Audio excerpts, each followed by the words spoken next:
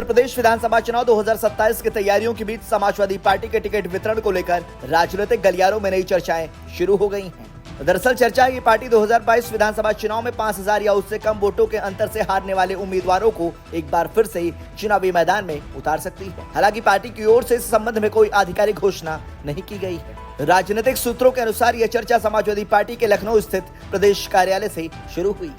बताया जा रहा है कि पार्टी नेताओं के बीच हुई अनौपचारिक बातचीत में करीब 46 ऐसे उम्मीदवार का जिक्र हुआ जो पिछले विधानसभा चुनाव में बेहद कम अंतर से हार गए थे।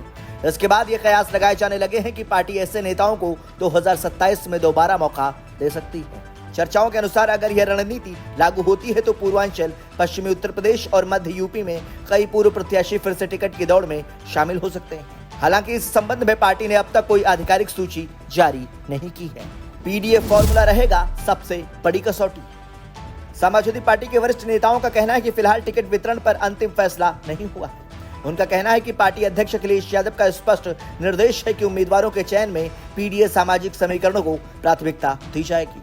पार्टी सूत्रों के मुताबिक केवल कम अंतर से हारना टिकट मिलने की गारंटी नहीं होगा। उम्मीदवार की सामाजिक स्वीकार्यता, संगठन में सक्रियता, स्थानीय समीकरण और जीत की संभावना जैसे कई पहलुओं पर भी विचार किया जाएगा।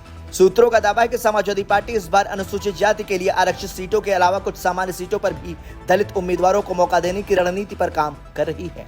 इसके साथ ही स्थानीय कार्यकर्ताओं से फीडबैक और क्षेत्रीय संगठन की रिपोर्ट को भी टिकट वितरण में अहम आधार बनाया जा सकता है। वहीं राजनीतिक जानकारों का मानना है कि कांग्रेस के साथ संभावित सीट बंटवारे का असर भी समाजवादी पार्टी के टिकट वितरण पर पड़ सकता है।